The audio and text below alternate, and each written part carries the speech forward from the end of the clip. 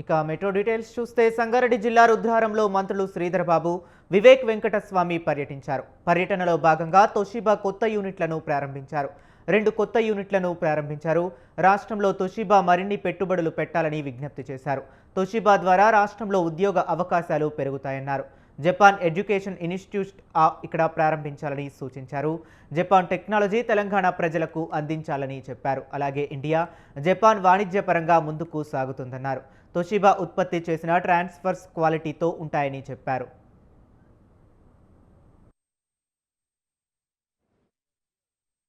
To inauguration of the state-of-art manufacturing facility for the surge arrestor. And once I see back, I can tell the talent of the days over here, which they have shown lots of resilience, lots of hard work, lots of their time in reflecting our dedication to your Toyota plant. All the credit should go to the people who are sitting off the days and all the leaders who have done this, made it possible. And it is a true honor for me, along with me, all officers of this district, Mr. SP and the collector who are here to join us in this inauguration event. And I would like to say that, Hyderabad, everybody knows, is a capital for the modern world, and it's a capital for the IT. And tomorrow we have to show and reflect. It's a capital for the cutting-edge technologies. The country is growing. We are likely to touch $5 billion economy, and our energy needs, which are more than 3 lakh megawatt, will be growing at 6 to 7% GDP growth rate. Toshiba needs to put more such plants in Telangana so that we can also grow and Toshiba grows more. Our Honorable Chief Minister already visited Japan along with Mr. Sridhar Babu Garu. They had a very good trip and they were able to establish a lot of units coming up. Hyderabad cantonment నియోజకవర్గంలో MLA Shri Ganesh పర్యటించారు. ఈ పర్యటనలో భాగంగా కళ్యాణలక్ష్మి, షాదీ ముబారక్ చెక్కులను 62 మంది లబ్ధిదారులకు అందజేశారు.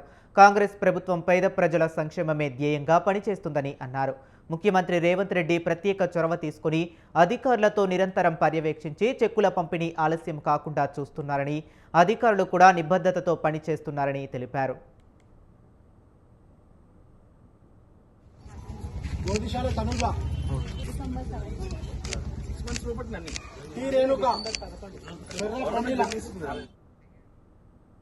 గతంలో ఎన్నడూ లేని విధంగా తమ ప్రభుత్వ హయాంలో ప్రజా ప్రతినిధుల కార్యక్రమం నిర్వహించడం జరుగుతుందని జడ్చర్ల ఎమ్మెల్యే అనిరుద్ రెడ్డి తెలిపారు. గాంధీ భవన్లో పండుగ వాతావరణం నెలకొందని చెప్పారు. ప్రజలు తన దృష్టికి తీసుకువచ్చిన సమస్యలను అధికారుల దృష్టికి తీసుకుని పరిష్కరించే ప్రయత్నం చేశానని తెలిపారు.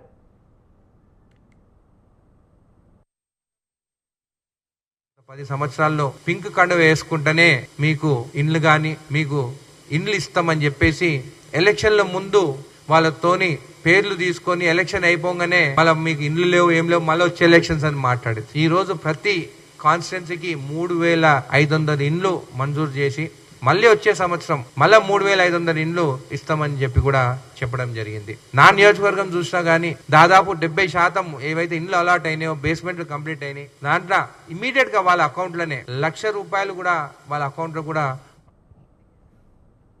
ఫోన్ ట్యాపింగ్ కేసు విచారణను సిబిఐకి అప్పగించాలని కేంద్ర మంత్రి బండి సంజయ్ డిమాండ్ చేశారు. హైదరాబాద్లోని దిల్కుష అతిథి గృహంలో సిట్ అధికారులు 2.5 గంటలకు పైగా విచారణ కొనసాగించారు.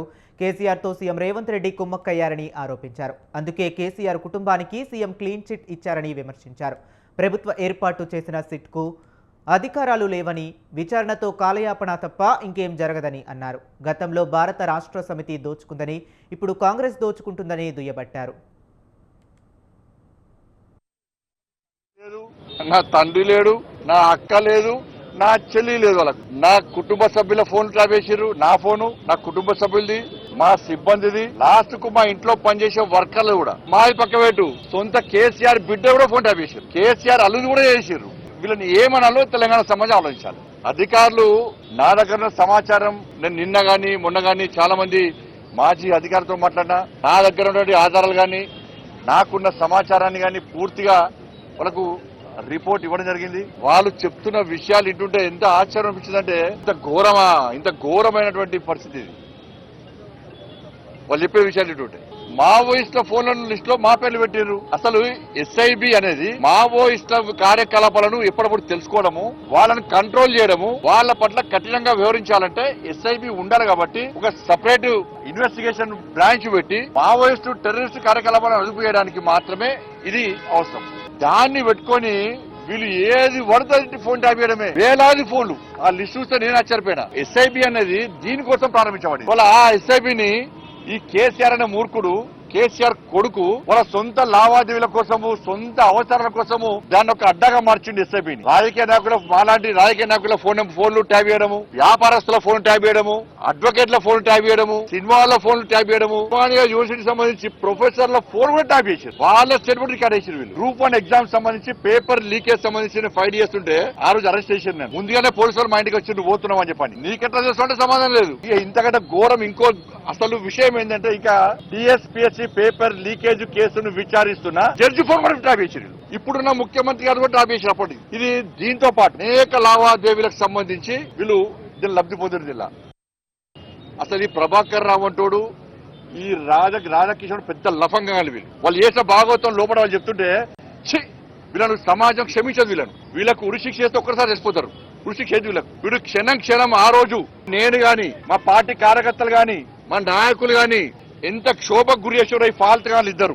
వాళ్ళు చెప్తుంటే విషయాలు చెప్తుంటే నిజంగానే షాక్ గురైనా. ఆశ్చర్యం అనిపించింది. గింత నీచులా వీళ్ళు, గింత ఫాల్ట్ గాలా వీళ్ళు. వీళ్ళని వేసింది రేవంత్ రెడ్డి ప్రభుత్వం రేవంత్ రెడ్డి ప్రభుత్వం రాగానే కథం ఒకడు అమెరికా వీకిండు, ఇంకో అరెస్ట్ చేయడానికి గిన్ని సంవత్సరాలు పట్టింది. కాపాడే ప్రయత్నం రేవంత్ రెడ్డి ప్రభుత్వం చేస్తున్నది. వాళ్ళ ఇన్ని వేల కోట్ల రూపాయలు ఇవాళ అక్రమాలు జరిగినప్పుడు దీని మీద రేవంత్ రెడ్డి గారి సర్కారు చర్యలు తీసుకునే అవకాశం ఉందా?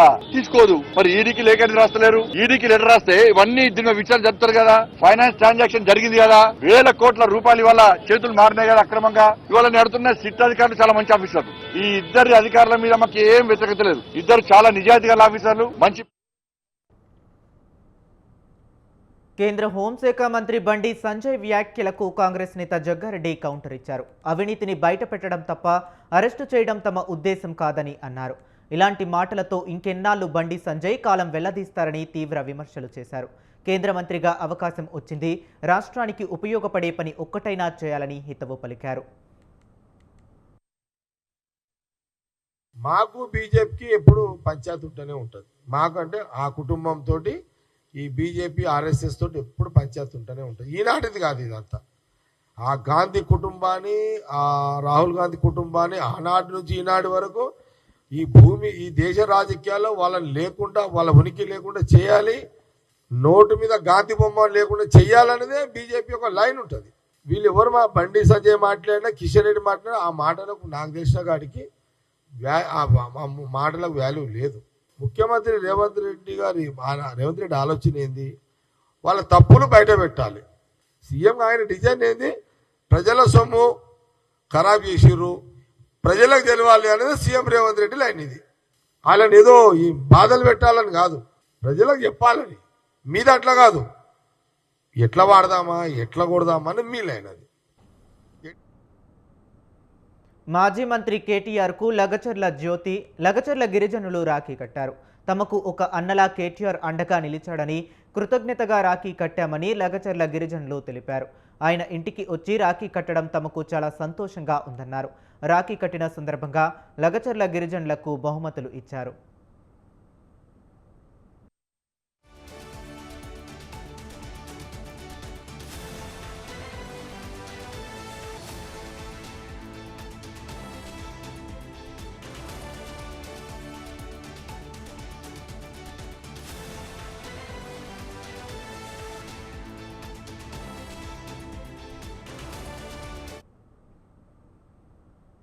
బీజేపీలో బీఆర్ఎస్ విలీనం అవుతుందని సీఎం రమేష్ అబద్ధాలు చెప్పారని, దీంతో బంజారాహిల్స్ పోలీస్ స్టేషన్లో ఫిర్యాదు చేశామని అన్నారు బీఆర్ఎస్ నేత మన్నే గోవర్ధన్ రెడ్డి. సారా వ్యాపారంతో సీఎం రమేష్ 100 కోట్లు సంపాదించారని, ఫోర్జరీతో సీఎం రమేష్ బ్యాంకులకు 450 కోట్లు ఎగ్గొట్టారని ధ్వజమెత్తారు. ఆంధ్ర బ్యాంకుకు సీఎం రమేష్ 70 కోట్లు ఎగ్గొట్టారని ఆయన ఆరోపించారు. ఒకటే చెప్తున్నాం, కవిత గారికి, మా ఎమ్మెల్సీ కవిత గారికి దాదాపు సంవత్సరం కింద బెయిల్ వచ్చింది. ఇప్పుడు 4 నెలల కింద పోయి ఎందుకు అడుగుతాడు? ఇది నీ కేవలం ఓన్లీ రేవంత్ రెడ్డి గారు రాసిన స్క్రిప్ట్ని సీఎం రమేష్ గారు చదవడం జరిగింది, అంతే తప్ప ఇలా వాస్తవం లేదని చెప్పి క్లియర్ తెలుసు. ఎందుకంటే మన ఎమ్మెల్సీ కవిత గారికి సంవత్సరం కిందనే వచ్చింది బెయిలు, ఈరోజు కొత్త గురించి కాదు. 4 నెలల కింద కేటీఆర్ గారు వేసి బీఆర్ఎస్ పార్టీని బీజేపీలో విలీనం చేస్తాం, బెయిల్ ఇచ్చాడు చూడని చెప్పడం, దీంట్లో వాస్తవం లేదని చెప్పి క్లియర్గా ఆయన చెప్పిన ఆయన మాటలని అర్థమవుతుంది. ఇది కేవలం కల్పితం. ఎందుకంటే రేవంత్ రెడ్డి గారు, సీఎం రమేష్ గారు ఏదైతే 4th సిటీలో 1650 కోట్ల రూపాయల కుంభకోణం అంటే అవకతవకలు బయటపడ్డాయని చెప్పి టాపిక్ డైవర్షన్ కొరకు మాత్రమే ఇలాంటి నిరాధారమైన ఆరోపణలు చేస్తూ టైంపాస్ చేస్తున్నాం. పబ్లిక్ అంతా ఇప్పుడు అసలు విషయం 1650 కోట్ల రూపాయలు ఎట్లా వచ్చింది, ఆ టెండర్లలో ఆయనకు ఆ కంపెనీకి ఆ టెండర్లు ఎంతమంది కంపెనీలో పార్టిసిపేట్ చేశారు, ఆ కంపెనీలో ఎవరెవరు వచ్చారు, ఎంతమంది కోడ్ చేశారు, అవన్నీ వివరాలు చెప్పాల్సిన బాధ్యత సీఎం రేవంత్ రెడ్డి గారి మీద ఉంది. అంటే ఆ టాపిక్ డైవర్షన్ కొరకు కావాలని చెప్పేసి ఈరోజు బీజేపీ పార్టీలో బీఆర్ఎస్ విలీనమైతుందని చెప్పేసి కట్టుకథ చెప్తున్నాడు. దీన్ని మేము తీవ్రంగా ఖండిస్తున్నాం. గతంలో చెప్పిన సందర్భంలో కేసీఆర్ గారు కానీ కేటీఆర్ గారిని మా అధినాయకత్వం క్లియర్ చెప్పారు, మేము ఎవరితోనూ పొత్తు పెట్టుకోము, మీ ఏ పార్టీలు విలీనం కాము, ఖచ్చితంగా బీఆర్ఎస్ పార్టీ తెలంగాణ రాష్ట్రం కొరకు సిద్ధించిన పార్టీ, తెలంగాణ రాష్ట్రం తెచ్చిన పార్టీ, తెలంగాణ రాష్ట్రాన్ని 10 సంవత్సరాలు నెంబర్ 1 రాష్ట్రం తీర్చిదిద్దిన పార్టీ మా కేసీఆర్ గారు, మా బీఆర్ఎస్ పార్టీ. అట్లాంటి పార్టీని సింగిల్ డిజిట్లో ఉన్న బీజేపీ పార్టీలో మేము ఎందుకు కలుస్తాం? సెంట్రల్లో బీజేపీలో అధికారంలో ఉంటే ఉండొచ్చు, కానీ స్టేట్ మన తెలంగాణ రాష్ట్రంలో దానికి 0, దాని సింగిల్ డిజిట్లో ఎప్పటికీ ఉంటుంది. మాది మొన్నటికి మొన్న 1.7% ఓట్ల తేడాతో దాదాపు 39 సీట్లు గెలిచినాం మేము. అట్లాంటి పార్టీని మేము బీజేపీ పార్టీ ఎందుకు విలీనం చేస్తాం? ఇది కావాలని టాపిక్ డైవర్షన్ మాత్రమే, ఇందులో వాస్తవం లేదు, క్లియర్గా చెప్తున్నాం. మేము ఒకటే చెప్తున్నాం, కవిత గారికి, మా ఎమ్మెల్సీ కవిత గారికి దాదాపు సంవత్సరం కింద బెయిల్ వచ్చింది. ఇప్పుడు 4 నెలల కింద పోయి ఎందుకు అడుగుతాడు? ఇది నీ కేవలం ఓన్లీ రేవంత్ రెడ్డి గారు రాసిన స్క్రిప్ట్ని సీఎం రమేష్ గారు చదవడం జరిగింది, అంతే తప్ప ఇలా వాస్తవం. తమ సామాజిక వర్గానికి తెలంగాణ రాష్ట్రంలో రాజకీయంగా తగిన ప్రాధాన్యత కల్పించాలని తెలంగాణ కమ్మ రాజకీయ వేదిక రాజకీయ పార్టీలకు విజ్ఞప్తి చేసింది. సోమాజిగూడ ప్రెస్ క్లబ్లో ఏర్పాటు చేసిన సమావేశంలో ఐక్య వేదిక అధ్యక్షులు విద్యాసాగర్ గోపాలం, ఉపాధ్యక్షులు సత్యనారాయణ మాట్లాడారు. తెలంగాణలోని అన్ని ప్రాంతాల్లో తమ సామాజిక వర్గానికి చెందిన ప్రజలు పెద్ద ఎత్తున నివసిస్తున్నారని అన్నారు. అలాగే మాగంటి గోపీనాథ్ మరణంతో ప్రస్తుతం ఖాళీ అయిన జూబ్లీహిల్స్ నియోజకవర్గ ఉప ఎన్నికలలో కమ్మ సామాజిక వర్గానికి చెందిన అర్హత గల నాయకుడికి సీటు కేటాయించాలని కోరారు.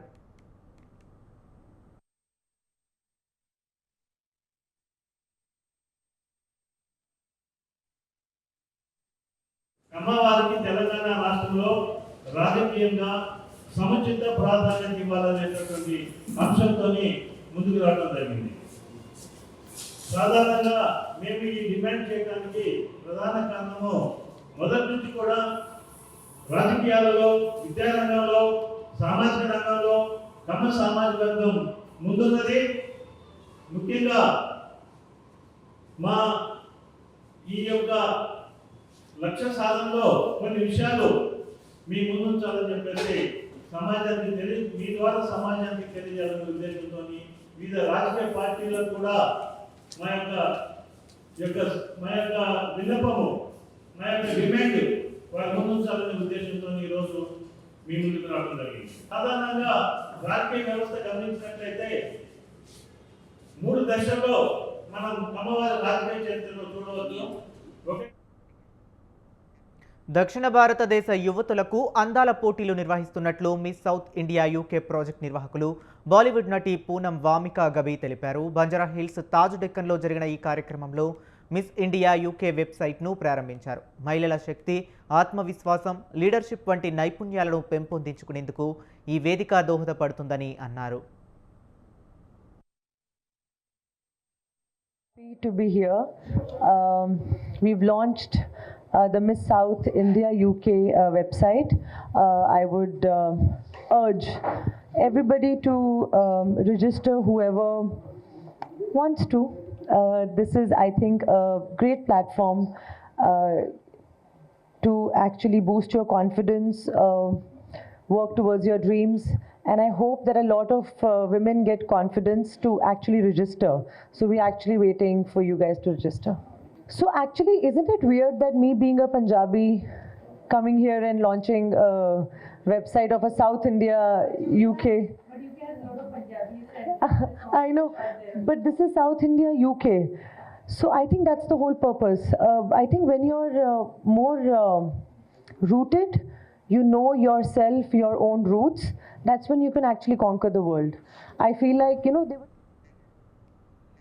సీఎం రేవంత్ రెడ్డి పరిపాలనలో ఇంజనీరింగ్ సీట్ల కౌన్సిలింగ్లో అవకతవకలు జరగటం సిగ్గుచేటని బీసీ విద్యార్థి సంఘం రాష్ట్ర అధ్యక్షుడు వేముల రామకృష్ణ ధ్వజమెత్తారు. కాచిగూడలో విద్యార్థులతో కలిసి ర్యాలీ నిర్వహించి ఎంసెట్ ఇంజనీరింగ్ సీట్ల తారుమారు జాబితా కాగితాలను దగ్ధం చేశారు. ఈ సందర్భంగా వారు మాట్లాడుతూ రాష్ట్రంలో విద్యాశాఖ మంత్రి పోస్టును తన చేతిలో పెట్టుకుని విద్యార్థి జీవితాలతో చెలగాటమాడటం ఎంతవరకు సమంజసమని ప్రశ్నించారు.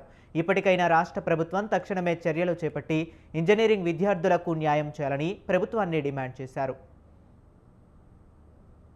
సంఘం 2025-26 సంవత్సరానికి రావాల్సిన ఇంజనీరింగ్ సీట్లు టీజీఏ వెబ్సైట్ ద్వారా కౌన్సిలింగ్ జరుగుతూ ఉంది. మరి ఈ కౌన్సిలింగ్లో అనేకమైన అవకతవకలు జరుగుతూ ఉన్నాయని చెప్పి అనేకమైన ఉద్యమాలు చేస్తూ ఉన్నాం. అమ్మాయిలకి కేటాయించిన సీట్లు అబ్బాయిలకి ఏ విధంగా కేటాయిస్తారని చెప్పి కూడా హైయర్ ఎడ్యుకేషన్ని ప్రశ్నిస్తూ ఉన్నాం. దీన్ని చూసేది ముఖ్యమంత్రి గారి చేతిలోనే విద్యాశాఖ ఉంది కాబట్టి రాష్ట్ర ముఖ్యమంత్రి గారిని సూటిగా ప్రశ్నిస్తూ ఉన్నాం. అమ్మాయిల సీట్లు అబ్బాయిలకి ఏ విధంగా ఇంజనీరింగ్ సీట్లు కేటాయిస్తారని చెప్పి రాష్ట్ర ప్రభుత్వాన్ని డిమాండ్ చేస్తూ ఉన్నాం. తక్షణమే రాష్ట్ర ప్రభుత్వం స్పందించాల్సిందిగా రాష్ట్ర ముఖ్యమంత్రి గారిని డిమాండ్ చేస్తూ ఉన్నాం. తెలంగాణ బీసీ విద్యార్థి సంఘం 2025-26 సంవత్సరానికి రావాల్సిన ఇంజనీరింగ్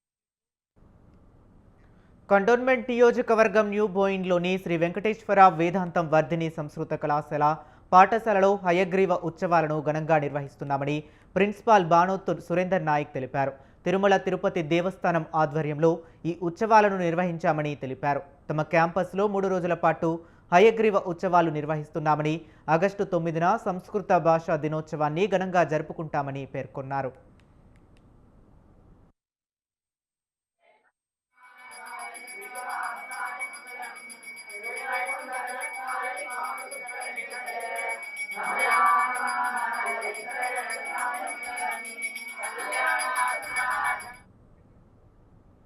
సినీ కార్మికుల వేతనాల పెంపు అంశంపై నిర్మాతలు, ఫిలిం ఫెడరేషన్ నాయకుల మధ్య జరుగుతున్న చర్చలు ఇంకా కొలిక్కి రాలేదు. ఈ నేపథ్యంలో తెలుగు ఫిలిం ఛాంబర్ కీలక నిర్ణయం తీసుకుంది.